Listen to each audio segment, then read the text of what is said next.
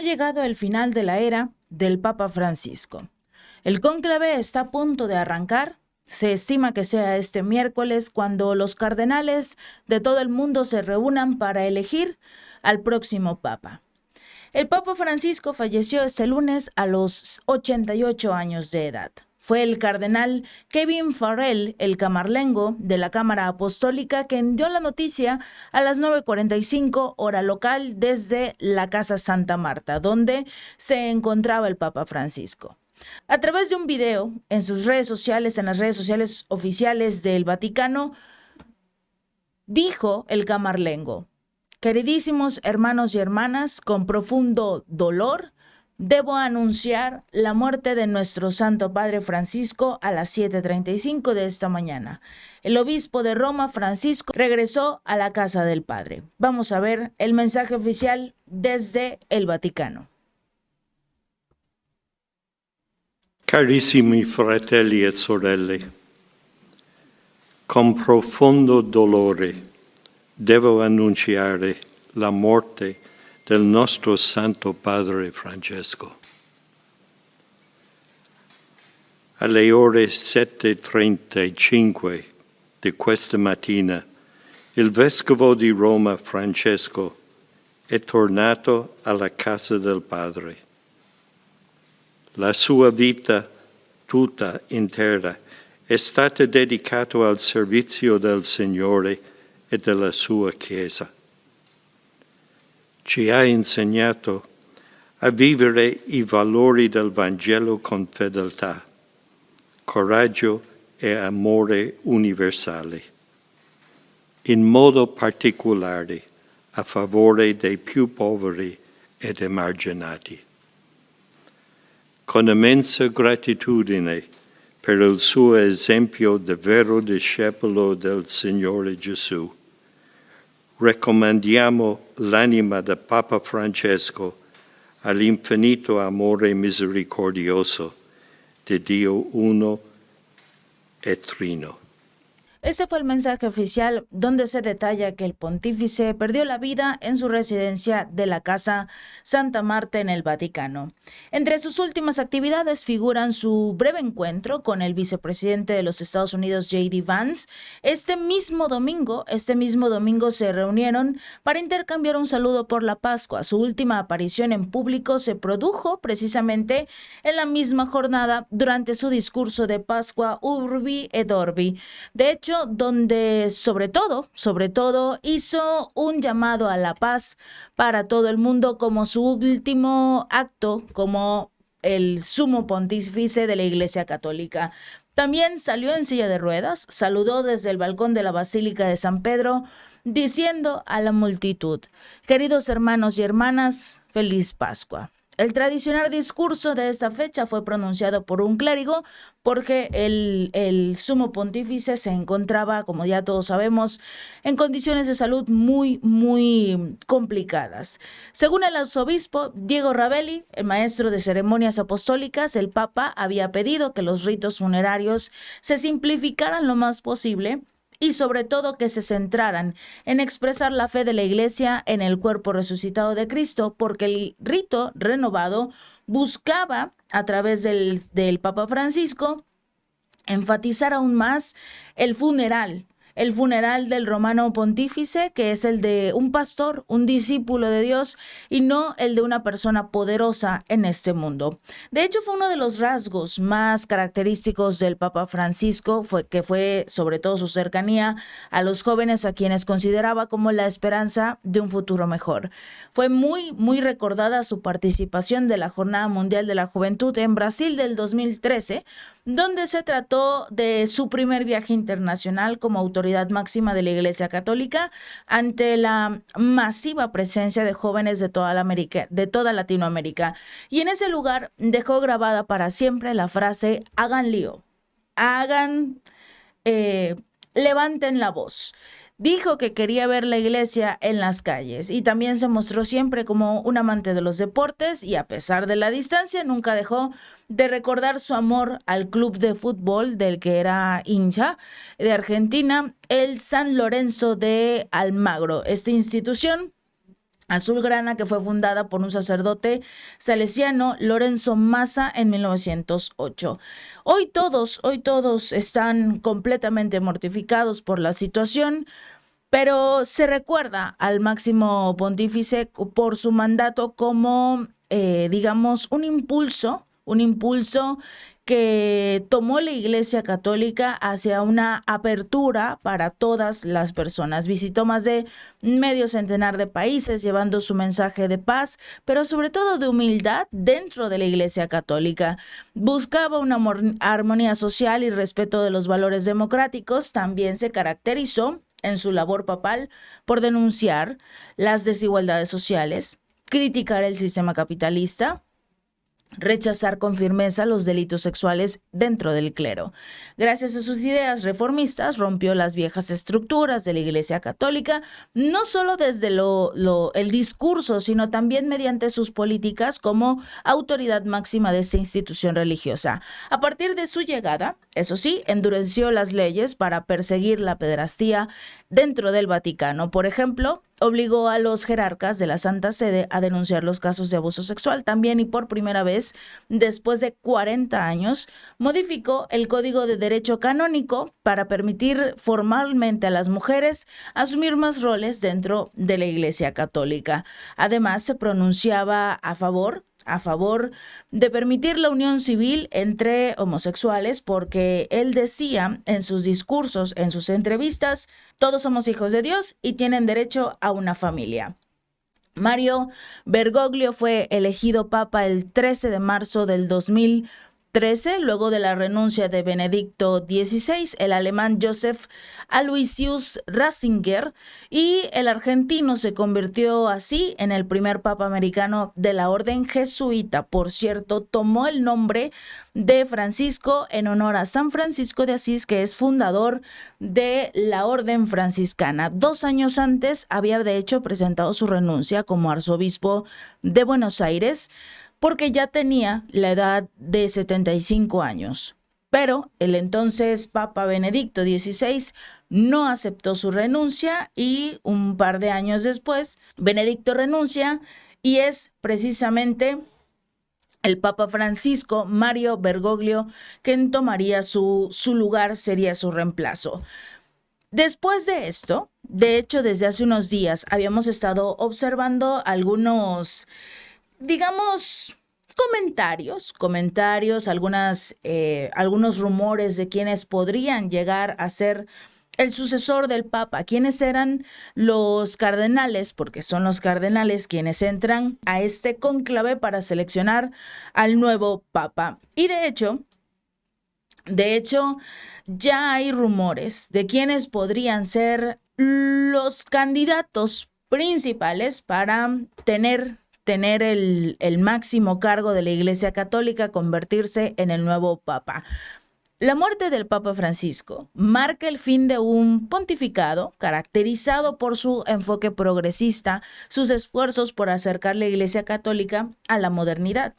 Pero con su salud cada vez más frágil, todos los cardenales empezaron a hacer movimientos, porque finalmente no solo es un cargo de fe, también es un cargo político.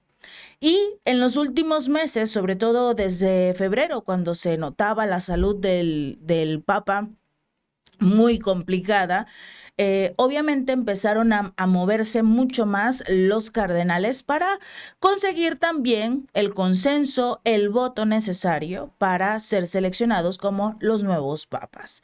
Las preguntas de la sucesión llevan mucho tiempo debatiéndose, y por lo menos ya hay un par de buenos candidatos que están siendo señalados o apoyados incluso para formar parte de esta contienda.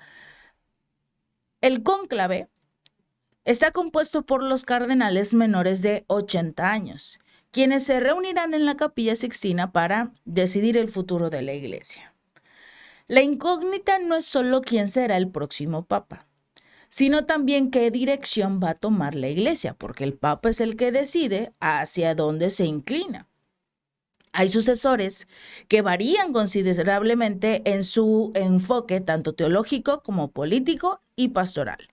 Y esto hace que el proceso sea todavía más intrigante, porque recordemos que actualmente a nivel mundial hay una especie de reorganización en el que la postura se está inclinando más hacia la conocida derecha, hacia lo que es, hacia lo que podríamos señalar como los más tradicionalistas. Y esta es la gran pregunta que tienen que resolver los cardenales. Si quieren un papa europeo o no. Pero ya no solo esta parte, también si quieren continuar con el papado de Francisco, que es un enfoque más progresista o no. ¿Quiénes son? ¿Quiénes son los que podrían tomar el lugar del Papa Francisco? Empezamos con Pietro Parolin. Pietro, de hecho, emerge como favorito pese a los obstáculos que ha tenido a lo que es la historia como tal, porque él es el cardenal de 70 años que actualmente es el secretario de Estado del Vaticano, que es uno de los favoritos para suceder al Papa. Es italiano, algo que también llama mucho para que voten por él. Tiene una larga trayectoria en el ámbito diplomático y Parolin es considerado un moderador, que sabe dialogar, que sabe llegar a un acuerdo, a un consenso, y a pesar de su cercanía al poder, demostró ser un hombre de consenso, buscando soluciones diplomáticas en lugar de imponer sus ideologías. Su perfil, de hecho, lo posiciona como una figura estable y respetada, con capacidad para unir a los sectores más diversos, digamos que los más progresistas y los más tradicionalistas. Pero juega una situación complicada con el tema de la historia, porque sería una continuidad de Francisco, sí, pero tradicionalmente el secretario de Estado no es elegido. Entonces, a pesar de que sea el favorito, la historia nos recuerda que nunca escogen al secretario de Estado del Vaticano para ser el nuevo papa. Vámonos con los candidatos un poquito más, digamos, complicados. El primero es Peter Erdo.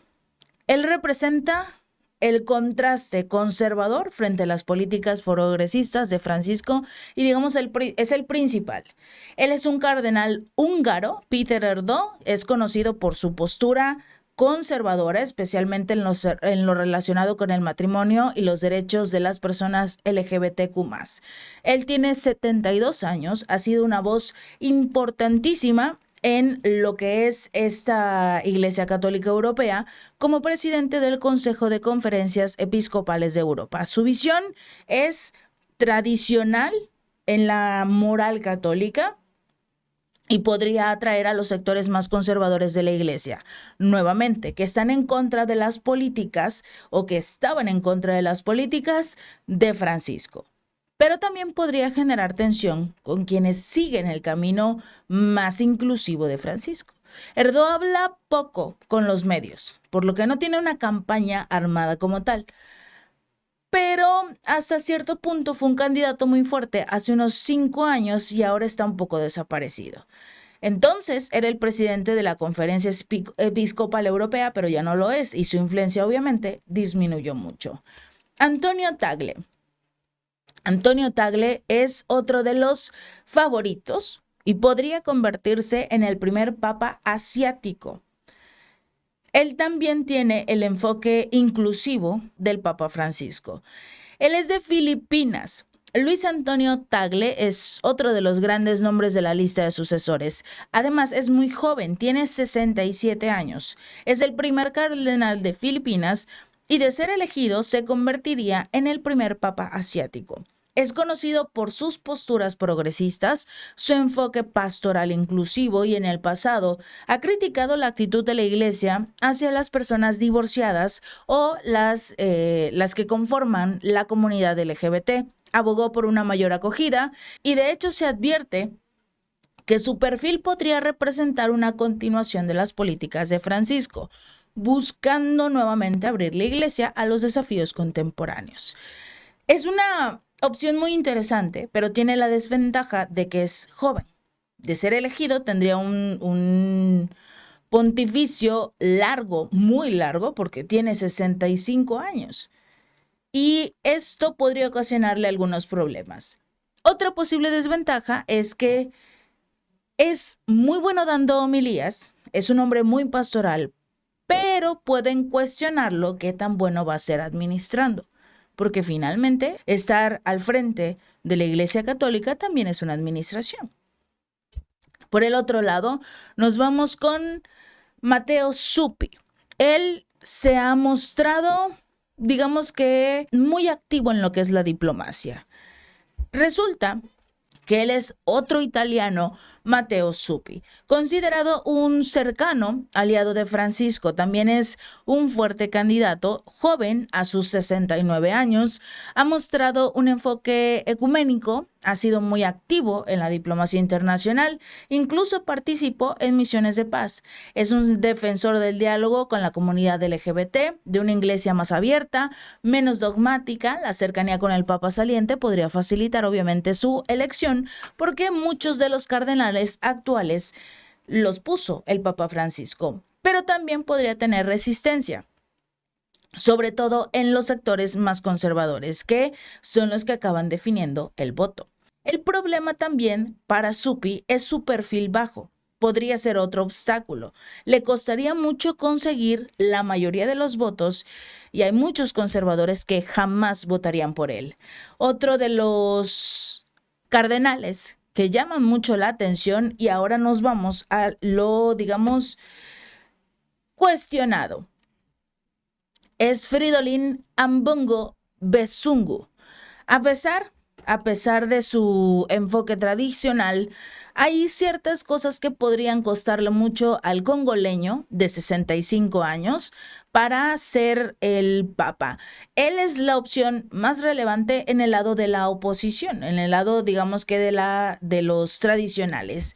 Es actualmente el presidente del Simposio de Conferencias Episcopales de África y de Madagascar. Él es conservador.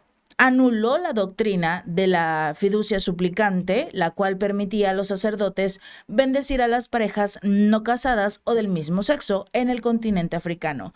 Es cierto que es conservador, pero es un conservador africano que no es lo mismo para ellos, para los que se encuentran dentro de la Iglesia Católica. Y obviamente tenemos, digamos, los comentarios de no podríamos tener un papa africano porque es de mala suerte, o ese tipo de cosas que empezaron a sonar a través de las redes sociales y que a muchas personas les daban miedo. Pero él es uno de los dos candidatos africanos, que son tres, pero de los dos candidatos africanos de la ultraderecha, por así decirlo, de los conservadores. Él es uno de los conservadores y el segundo posible a ganar. El primero hablaremos de él al final, pero ahora vamos con Peter Evere Okpaleke. Él tenía una cercanía muy grande con el Papa Francisco y también tiene una posición favorable. Él es de Nigeria, de 62 años, es otra de las opciones africanas. Él podría ser la opción porque es un poco más de centro. No solo apoya las posiciones de el Papa Francisco, sino que es un poquito más de centro que Ambongo Besungu y tiene un bagaje interesante a nivel pastoral. Fue nombrado por Benedicto XVI y recién pudo ocupar su puesto gracias a la determinación de Francisco, que luchó por él cuando su propio país le ponía trabas en su nominación. Es una continuidad de Francisco, pero es un poquito más conservador de lo que la gente realmente piensa. Entonces, podría él jugar para los dos lados y tomar este lugar como el sucesor del Papa, porque está en medio de los dos caminos, tanto el progreso de Francisco como los conservadores. Hablando de conservadores, ahora nos vamos con Willem Eijk, de 71 años, él es de Países Bajos, es el arzobispo de Utrecht y se le considera un teólogo tradicionalista. Se ha mostrado rotundamente en contra de todas las modificaciones en la doctrina referente a la moral sexual, a la comunidad LGBT, a la comunión de aquellos divorciados que han vuelto a casarse, y de hecho ha cuestionado ciertas aperturas del Papa y se alinea más con la postura de Benedicto XVI, que por cierto él lo colocó. También tenemos ahora a Raymond Leo Burke.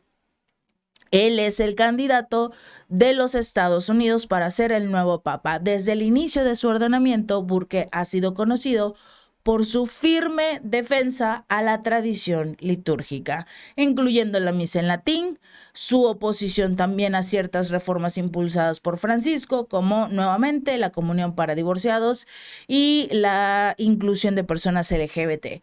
Burke también es simpatizante del actual presidente de los Estados Unidos, Donald Trump. En la serie de críticas que el Papa Francisco realizó en contra de los republicanos y la construcción de su muro en la frontera sur, Burke, al contrario, secundó a Trump, dijo que estaba defendiendo los valores de la iglesia. Y bueno, hasta tenemos un candidato estadounidense que ha estado sonando mucho, porque recordemos que es la postura tradicionalista que en este momento están siguiendo también los estadounidenses con el republicano. Es la misma postura conservadora.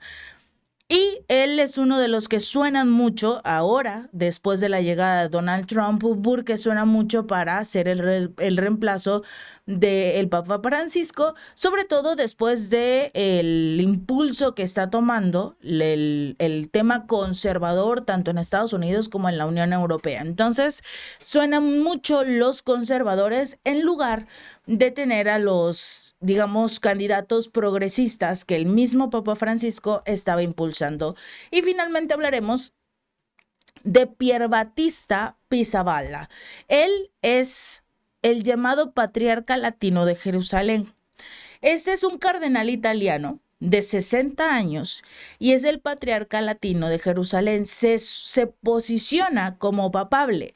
Si bien nació en Italia, es un hombre que hace muchísimo tiempo tiene su corazón y su ministerio en lo que sería una iglesia mucho más misionera, regresando a el tema de los misioneros. Esto lo ubica a mitad de todos los caminos, entre los europeos y los no europeos, entre los tradicionalistas y los progresistas, porque él está a la mitad del camino. Él realmente está buscando la unión entre ambas partes de la iglesia, tanto los conservadores como los progresistas, y se le caracteriza mucho por el consenso. Ahora bien, todo esto, estos nombres que estamos escuchando actualmente, también tienen, digamos que, su lado oscuro. Hay un papa llamado Robert Sarah. Es un cardenal africano, bastión conservador del cónclave. Él tiene un pequeño inconveniente. Nació en 1945. Está a puntito de cumplir 80 años. Y se hablaba el principal sucesor del Papa Francisco. Cuando se hablaba, por supuesto, de elegir a un sucesor ultra tradicionalista. Él es un papa, él es el cardenal Robert Sarah, originario de Guinea, defensor, el más firme de todos, de la ultranza de la ortodoxia católica y figura reverenciada incluso por los sectores más tradicionalistas del clero. Él hizo una entrevista donde decía que Europa había renunciado, que no hay natalidad, que están siendo invadidos silenciosamente y que absolutamente nadie hacía nada al respecto por tratar de salvar a la Unión Europea. On vous sent inquiet pour le monde occidental. Qu'est-ce qui vous inquiète?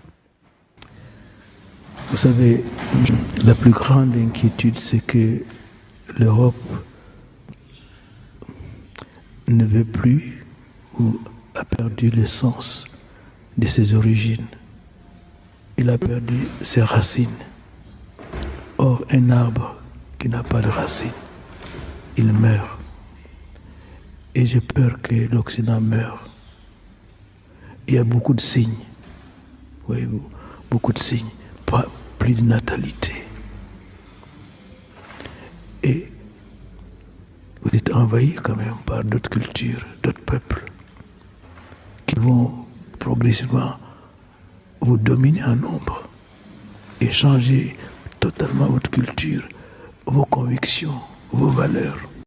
On vous sent inquiet pour le monde occidental. Qu'est-ce qui vous inquiète? Esa es la postura de este cardenal. Él es el principal candidato a sucesor del Papa. El inconveniente que tiene es que tiene Robert Sarah casi 80 años. De hecho, en febrero, cuando se enfermó el Papa Francisco, todos decían, Robert Sarah es el candidato principal, es el sucesor, el mundo quiere nuevamente el tema de la iglesia inclinada hacia lo tradicional. Pero tenía este problema, casi cumplía 80 años. Y todos los cardenales que van a participar tienen que tener menos de 80 años. Ese era el inconveniente de él. Era el favorito, sí, pero su edad no lo ayudaba. Ahora, tras el fallecimiento del Papa, se activa un proceso conocido como cónclave. Se convoca a los miembros del Colegio Cardenalicio, órgano de la alta jerarquía de la Iglesia Católica, y reúnen a todos los cardenales creados por el Papa. Actualmente el Colegio Cardenalicio, establecido desde 1150, está compuesto por 252 cardenales, de los cuales 139 son electores al tener menos de 80 años y técnicamente también son candidatos elegibles al más alto cargo de la Iglesia Católica. Los cardenales se van a reunir en la Capilla Sixtina a puerta cerrada, aislados del mundo exterior, hasta que logren llegar a un acuerdo sobre quién debe ser la persona que dirigirá las riendas de la iglesia en los siguientes años. Según se detallan por los expertos, porque este es el proceso más cerrado en el mundo, nadie realmente conoce todos sus respectivos aspectos, pero por lo que se sabe, este proceso ha llegado a durar incluso años en épocas antiguas. Sin embargo, en la actualidad se trata de un proceso mucho más ágil porque el cónclave es un acto muy espiritual, pero también político, en el cual los cardenales, que son los pastores mayores, que tienen sobre sus espaldas la formación de la iglesia, eligen quién podría ser ese primer animador de la iglesia católica o el llamado papa. Durante el cónclave sesionan. Hay 2 votaciones por día, una en la mañana y otra en la tarde. Al votar, se busca que al menos 2/3 del cuerpo de cardenales esté a favor de una determinada persona. Cuando, dentro del grupo de cardenales participantes, un candidato no alcanza los votos de los 2/3, se emite un humo negro que le indica al público reunido en la Plaza de San Pedro y a millones de personas que ahora seguimos este proceso por televisión y por internet alrededor del mundo, que aún no ha llegado el cónclave a un acuerdo sobre quién será el nuevo pontífice. Una vez que se alcance el acuerdo entre los cardenales electos, con 2/3 de la mayoría, es cuando se verá la fumarola blanca. El anuncio oficial se realiza desde el balcón de la Basílica de San Pedro. Uno de los cardenales pronuncia la frase en latín, Habemus Papam, confirmando ante el mundo el nombre del nuevo líder de la Iglesia Católica, que se escoge en ese momento en un salón aparte llamado de las lágrimas. Lo que se tiene que hacer ahora es esperar a partir de este miércoles, que es lo que informaron desde el Vaticano, a partir de este miércoles, que se reúnan todos los posibles candidatos para ser el nuevo líder de la Iglesia Católica. Se van a reunir, van a tener una misa especial en la cual los cardenales solicitan, sobre todo, la guía, solicitan esa fe para poder llevar a cabo la elección del nuevo líder de la Iglesia Católica y después se lleva a cabo el cónclave y por supuesto estarán el tiempo que sea necesario. Ustedes acaban de verlo en este video. Hay muchos candidatos, tanto del grupo progresista como por supuesto del bloque conservador. Todo puede pasar. Todo puede pasar en este momento. Se están moviendo muchas cosas dentro de la Iglesia Católica para saber quién será el nuevo líder de la misma. Si este video te gustó, no olvides darle like y compartir y suscribirte. Nos vemos la próxima.